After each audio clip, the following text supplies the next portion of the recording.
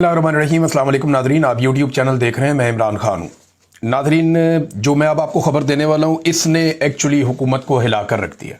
ये आप जब वीलॉग सुन रहे हैं तो आज 3 तारीख है, 3 अक्टूबर, और जो मैं बात आपको बता रहा हूँ ये 1 अक्टूबर को लेट नाइट, क्योंकि 1 अक्टूबर को ज़्यादा लड़ाई हुई थी आज़ाद कश्मीर में और गोली भी चली थी, बहुत ज़्यादा शेलिंग भी हुई थी।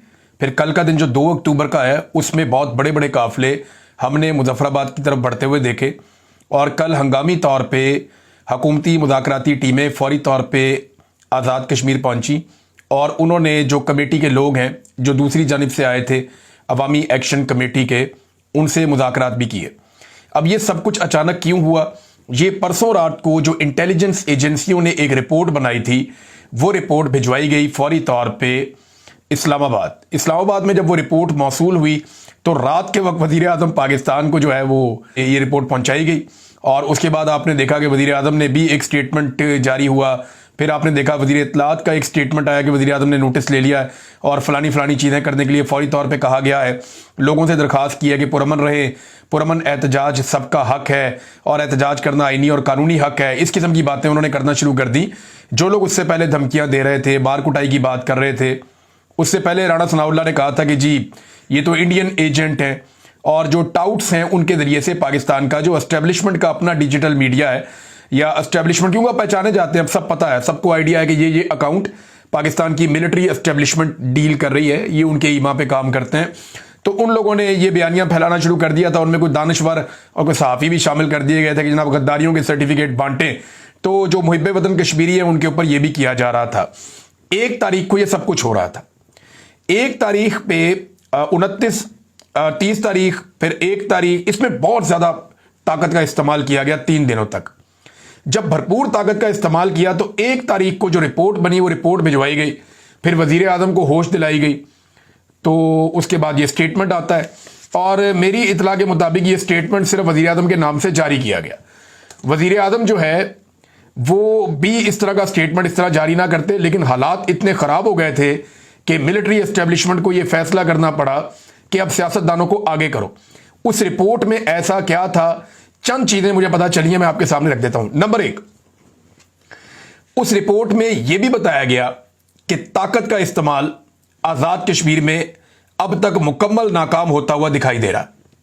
नंबर 2, यह भी बताया गया कि गोलियां चलने के बावजूद, लाशें उठाने के बावजूद, जख्मियों को अस्पताल पहुंचाने के बावजूद कश्मीरियों की तादाद कम होने की बजाय मुख्तलिफ जगहों पे बढ़ती है।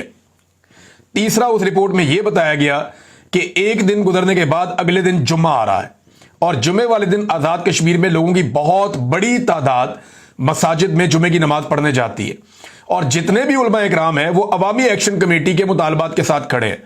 और जुम्मे वाले दिन जो तहरीक शुरू हो जाएगी या जिस तरह अवामी रद्द-ए-अमल आएगा उसको कंट्रोल करना इस वक्त हुकूमत और हुकूमती कारिंदों के लिए मुमकिन नहीं होगा। फिर इंटेलिजेंस मुकम्मल तौर पे नाकाम हो गई, वहां पे जो सिक्योरिटी फोर्सेज मुकम्मल तौर पे नाकाम हो गई। लोगों ने सिक्योरिटी फोर्सेज के लोगों को ना सिर्फ फेंटी लगाई, बल्कि जहां जगह पे लोग काबू आए उन्होंने वापसी का रास्ता दिखाया कि यहां से वापस जाओ। यानी जो बंदा सरेंडर कर देता था या पकड़ा जाता था उसको बिल्कुल आजाद कश्मीर के शहरियों ने नहीं मारा, बल्कि उन्होंने उनको रेस्क्यू भी किया। पुलिस के जवान जो शहीद हुए उनके बारे में यह क्लेम किया गया दूसरी जानिब से कि ये एफसी की या जो सिक्योरिटी फोर्सेज हैं उनकी फायरिंग से शहीद हुए हैं। लेकिन अब यहां से कुछ और बात की जा रही है। लेकिन उस रिपोर्ट के अंदर यह बताया गया कि कत्लो गारतगिरी जो हुई है, जितना टॉर्चर किया गया है, जितना यूज ऑफ फोर्स किया गया है, वो सारा जाया गया। अगर जुम्मे वाले दिन ये लड़ाई जुम्मे वाले दिन तक चली जाती है तो फिर इसको जीतना तकरीबन नामुमकिन हो जाएगा। और लोगों ने किया क्या, लोगों ने पुलिस वालों के कपड़े उतार उतार के वहां तारों पर टांगे हुए हैं, उनके जनाब उनका सामान छीन लिया, उनके जूते छीन लिए, उनकी पैंटें उतरवा दी, उनकी शर्टें उतरवा दी, उनका बाकी सामान जो है उनको जो जिससे मार कुटाई करते हैं वो सारा लोगों ने वहां पे पूरा एक एरिया बनाया हुआ है जहां सजाया हुआ है कश्मीर के अवाम ने, और दिखा रहे हैं सबको ये हमें मारने आए थे, देखो इनका सामान ये पड़ा हुआ और हमने इनको भेज दिया। तो कश्मीरियों ने बिल्कुल डिफरेंट तरीके से आपस में इत्तफाक कायम रखते हुए उन्होंने मुकाबला किया, और ये निहत्ते भी थे और पुरअमन भी थे। अब क्योंकि कश्मीर एक बड़ा हसास इलाका है, मकबूजा कश्मीर का केस पाकिस्तान लगभग 75 साल से लड़ रहा है अक़वाम मुत्तहिदा में। 1948 से यह मामला पेंडिंग चला आ रहा है। اور اقوام متحدہ کے اندر 48 میں ایک جنگ بھی ہوئی تھی پاکستان انڈیا کی، اور جو کشمیر آزاد ہے یہ مجاہدین نے آزاد کروایا تھا، کشمیر کے لوگوں نے خود زور لگایا تھا، بہت سارے مجاہدین خیبر پختونخوا سے گئے تھے، تب یہ جتنا علاقہ آزاد ہے یہ آزاد ہوا تھا۔ اب پاکستان کا مقدمہ مقبوضہ کشمیر کا ہے، اگر یہاں پہ بھی اسی طرح کے حالات مزید پیدا ہو جاتے ہیں تو پاکستان کے اس مقدمے کا بھی بیڑا غرق ہو جائے گا اور پاکستان کی بڑی عالمی سطح پہ بدنامی بھی ہو جائے گی، اور پھر کشمیر کو پاکستان کے ساتھ جوڑ کر رکھنا بھی ایک مشکل چیز بن جائے گی۔ پھر یہ جو قتل و غارت گری ہو رہی ہے اس کے نتیجے میں یہ بھی بتایا گیا رپورٹ کے اندر کہ کشمیریوں کے اندر نفرت بڑھتی چلی جا رہی ہے، اور وہ اب ایسے نعرے لگا رہے ہیں جو سیکورٹی فورسز کے خلاف ہیں، اور آنے والے وقت میں وہاں پہ سیکورٹی فورسز کے لیے مشکلات کم نہیں ہوں گی، بہت بڑھتی چلی جائیں گی۔ اب جب ان ساری چیزوں کو اکٹھا کر کے پہنچایا گیا تو پرسوں رات کو پہلا سٹیٹمنٹ آتا ہے، حکومت کی جانب سے پینٹرا چینج کیا جاتا ہے۔ اگلے دن یعنی کل رانا ثناء اللہ صاحب کا سٹیٹمنٹ آتا ہے جو ایک دن پہلے کہہ رہے تھے کہ جناب یہ تو غدار ہیں، انڈیا کے ساتھ ملے ہوئے ہیں، اور اگلے دن سٹیٹمنٹ آتا ہے کہ نہیں یہ تو ہمارے بھائی ہیں، ہمدردی ہمیں ان سے پیار ہے۔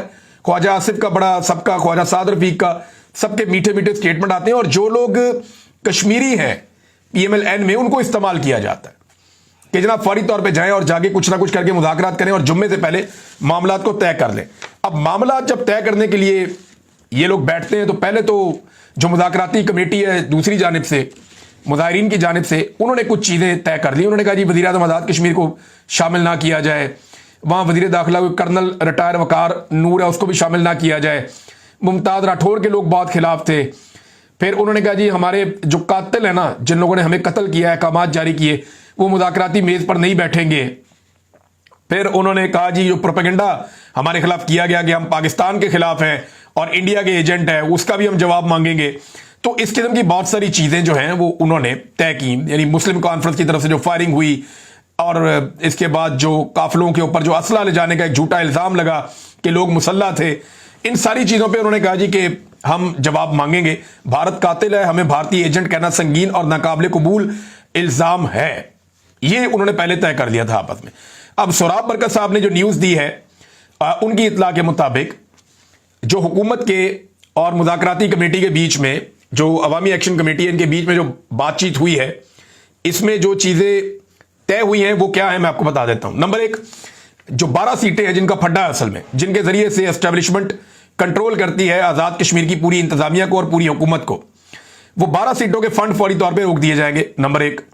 نمبر 2، ان کی وزارت 2 تک محدود کر دی جائے گی۔ نمبر 3، ان کے خاتمے کے لیے ایک کمیٹی بنائی جائے گی جس میں عوامی ایکشن کمیٹی کا ایک ممبر شامل ہوگا، یعنی ان 12 سیٹوں کو اب ختم کر دیا جائے گا اور اس کے لیے پہلے ایک کمیٹی بنائی جائے گی۔ ان سیٹوں کا آئندہ وزیر اعظم کے انتخاب سے کوئی تعلق نہیں ہوگا، یعنی اگر یہ سیٹیں رہیں گی تو وزیر اعظم کا انتخاب نہیں کر سکیں گی، یہ نہ یہ حکومت گرا سکیں گے نہ یہ حکومت بنا سکیں گے۔ ایک سمبولک ویلیو کے طور پہ ان کو رکھنا تو آپ رکھ لیں۔ اسی طرح مراد فوری طور پہ کم کی جائیں گی جو مراد دی جاتی ہیں، اور باقی مطالبات بھی پھر ساتھ ساتھ مان لیے جائیں گے۔ اب یہ سوچ موجود ہے کہ عوامی ایکشن کمیٹی اب آپس میں فیصلہ کرے گی اور پھر مذاکرات آگے بڑھیں گے۔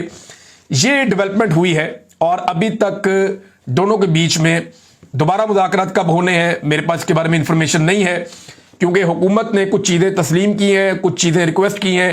اب وہ باتیں جو ہے وہ دوبارہ بیٹھیں گے عوامی ایکشن کمیٹی کے لوگ، اور وہ بیٹھے بھی ہیں، وہ کیا چیزیں طے کرتے ہیں اس وقت میرے پاس، کیونکہ وہاں ڈیولپمنٹ نہیں آئی تو ابھی جب میں ریکارڈ کر رہا ہوں اس کے بارے میں مجھے نہیں پتا، لیکن یہ ذرائع سے خبریں آئی ہیں، میں نے آپ تک پہنچا دی ہیں۔ تو یہ جو ایک انٹیلیجنس کی رپورٹ آئی حکومت کے پاس اور اسلام آباد میں پہنچی، اس نے سب کو ہلا کر رکھ دیا اور طاقت وہاں پہ ناکام ہو گئی تھی۔ جوائنٹ عوامی ایکشن کمیٹی ایک اور بات کہتی ہے، مراد کے بارے میں وہ یہ بتاتے ہیں کہ جی اسمبلی کے 53 ممبرز ہیں، وزیر ان میں سے 34 ہیں، یعنی 53 کی ٹوٹل اسمبلی ہے، ایک کو اپوزیشن میں ڈال دیتے ہیں اور 34 اس کے اندر وزیر ہیں اس وقت، 10 اس کے اندر مشیر ہیں اس وقت، وزیر اعظم اور صدر 2 بیچ میں یہ بھی شامل ہیں۔ تو جو لگ بھگ 100 کے قریب لوگ ہیں جو بڑی موج کر رہے ہیں اس وقت آزاد کشمیر میں، اور اب جو 310 ارب روپے کا ان کا بجٹ ہے اس میں سے یہ لوگ بتاتے ہیں کہ بجٹ کا ایک بڑا حصہ جو کہ 62 ارب روپے بنتا ہے وہ ان لوگوں پہ خرچ کر دیا جاتا ہے، یعنی اگر ان 100 لوگوں پہ تقسیم کریں تو 62 کروڑ روپیہ فی شخص سالانہ خرچ کیا جاتا ہے۔ یہ مراد یافتہ لوگ جو ہیں یہ اتنے طاقتور لوگ ہیں، یہی پیسہ اگر عوام پر خرچ کیا جائے تو آزاد کشمیر کے ہر ضلع کو 6.2 ارب مزید مل سکتا ہے، جس سے وہاں کی عوام کی قسمت بدل سکتی ہے، اور یہ پیسہ عوام کو ملنا چاہیے۔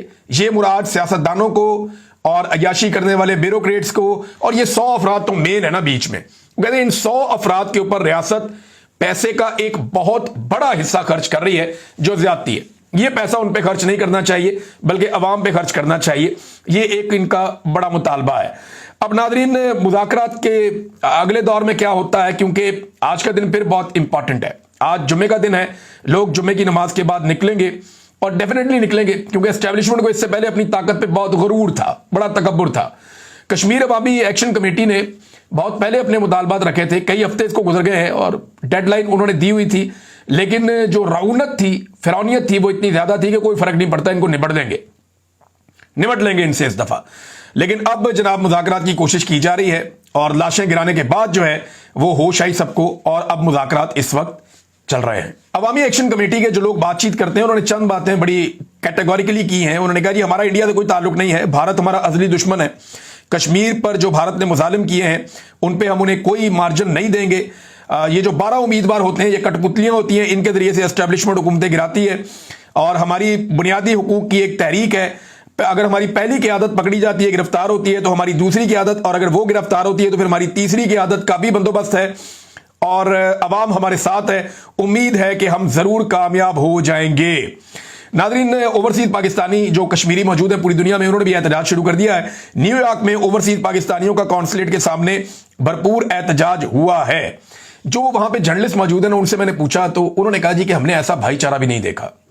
پاکستان میں اگر لوگ ایسے احتجاج کریں تو اسٹیبلشمنٹ سے بہت جلدی وہ جان چھڑا سکتے ہیں۔ غیر قانونی اور غیر آئینی جو کردار ہے پاکستان کی ملٹری اسٹیبلشمنٹ کا، اس کو سیاست سے نکال کے باہر پھینک سکتے ہیں اگر پاکستان کے اندر بھی عوام ایسا بھائی چارہ دکھائیں، بالکل ویسا بھائی چارہ جیسا زمان پارک میں عمران خان صاحب کے گھر کے باہر لوگ اکٹھے ہوتے تھے اور وہ ایک دوسرے کو بچاتے تھے، ایک دوسرے کو پروٹیکٹ کرتے تھے، جیسے لوگ عمران خان کے ساتھ اکٹھے ہوتے تھے، ویسا بھائی چارہ کشمیر میں دیکھا گیا۔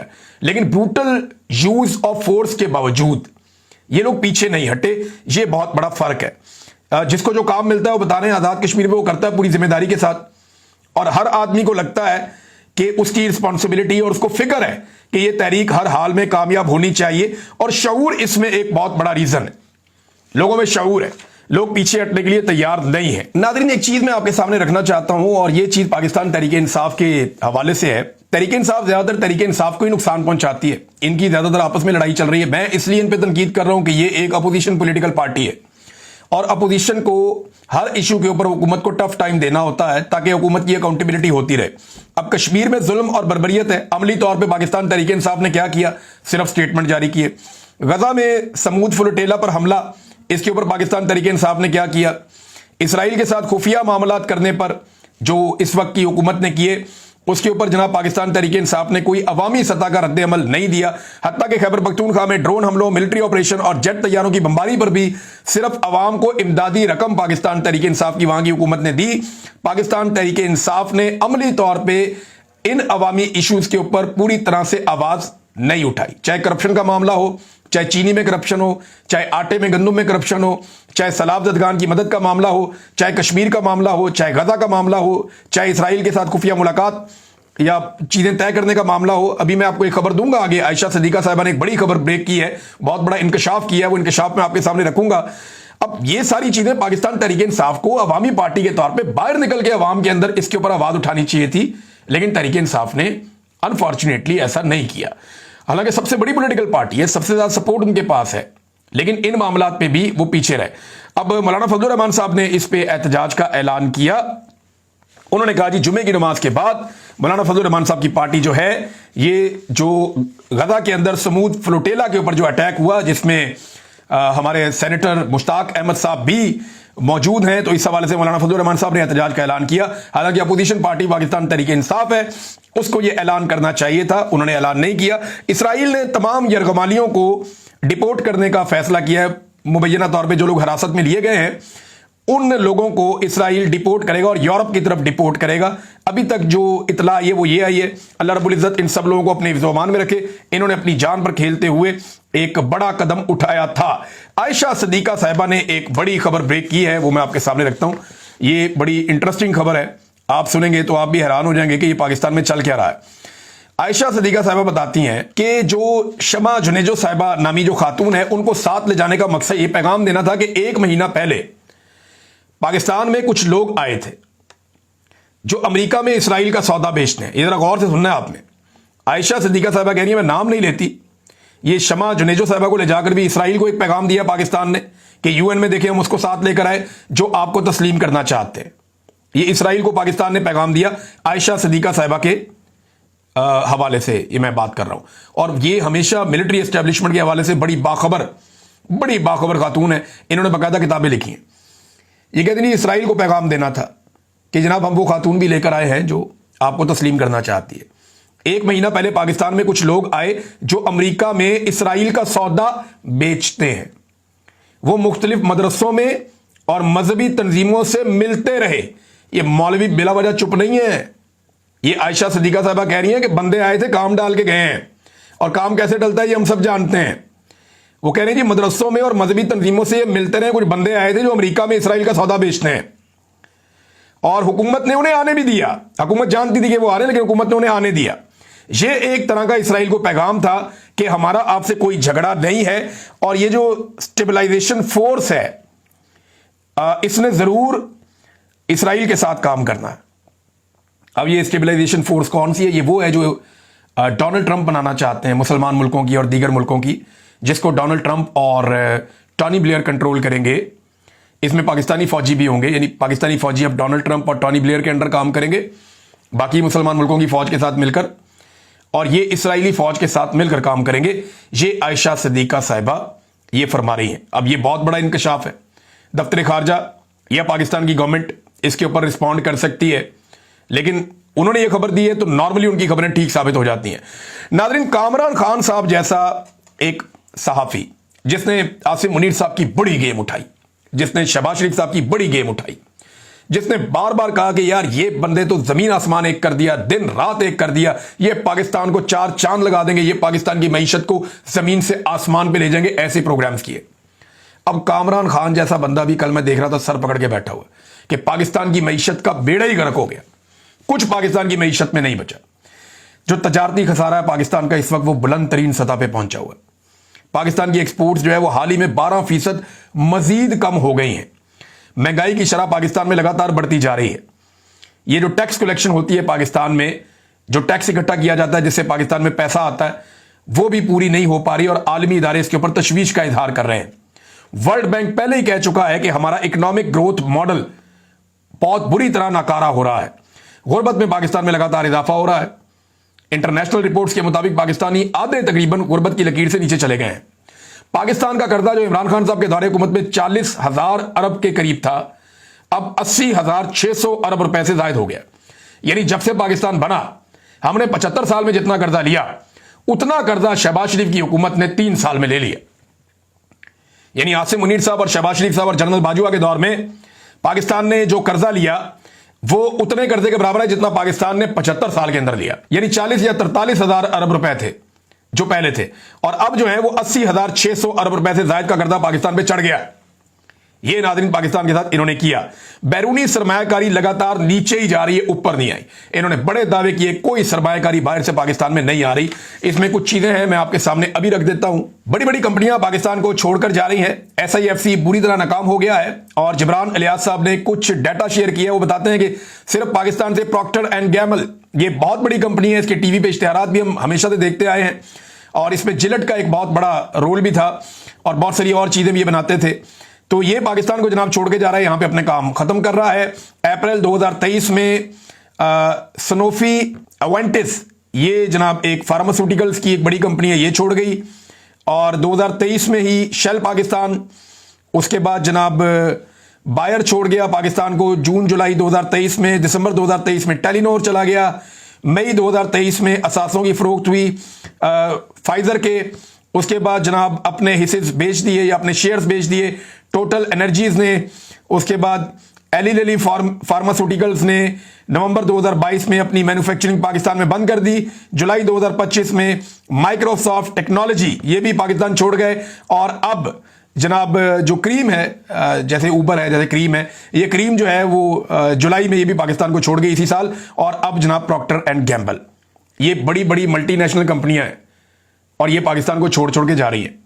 और इसके ऊपर जो है वो दुनिया भर के जो तजिया निगार हैं, जो इदारे इस बारे में काम करते हैं इन्वेस्टमेंट के बारे में, वो ये बता रहे हैं कि पाकिस्तान में अलार्मिंग सिचुएशन है। लेकिन पाकिस्तान का वजीर आजम, उसने एयर फोर्स वन को रिक्शा बनाया हुआ है, वो दुनिया में ट्रैवल कर रहा है, वो कहके लगा रहा है, लोगों के साथ जबरदस्ती जफियां डाल डाल के तस्वीरें बना के साबित कर रहा है कि मेरे से बड़ा लीडर कोई नहीं है। और पाकिस्तान के आर्मी चीफ वो जनाब ब्रीफ केस के अंदर मादनियात लेकर जा रहे हैं कि जनाब हमसे ये सौदा बहुत जबरदस्त है। बतौल एमल वली खान के दुकानदार वाला काम किया उन्होंने, एक ताजिर वाला काम किया उन्होंने, जो उनको सूट नहीं करता और ये लोग इसको माइंड करते हैं, बुरा बनाते हैं, अच्छा भी नहीं लगता, तो वो ये काम कर रहे हैं। हालांकि इनके करने का ये काम नहीं है, सिक्योरिटी वाले सिक्योरिटी करें, क्योंकि आप बूटों के साथ, डंडों के साथ, बंदूकों के साथ मईशत नहीं चला सकते, ये चलनी नहीं, सवाल ही पैदा नहीं होता। ये दिमाग वाले लोग चलाते हैं, मोटी खोपड़ी कहां से चलाएगी मईशत? मईशत ऐसे थोड़ी चलती है, वो तो मईशत दान होते हैं, बड़े पढ़े लिखे लोग होते हैं, बहुत समझदार लोग होते हैं, जिन्होंने अपनी सारी जिंदगी इस काम में लगाई होती है। ये बैंकर्स को उठा के जो अकाउंटों की हेर फेर के मास्टर हों या जो मनी लॉन्ड्रिंग के मास्टर हों, उनको उठा के आप मईशत चलाएंगे तो मईशत का दबरदूस होगा जो हो गया है। नाज़रीन, अब तक के लिए इतना ही। अपना ख्याल रखिएगा, अपने इस चैनल का भी। अल्लाह हाफिज़।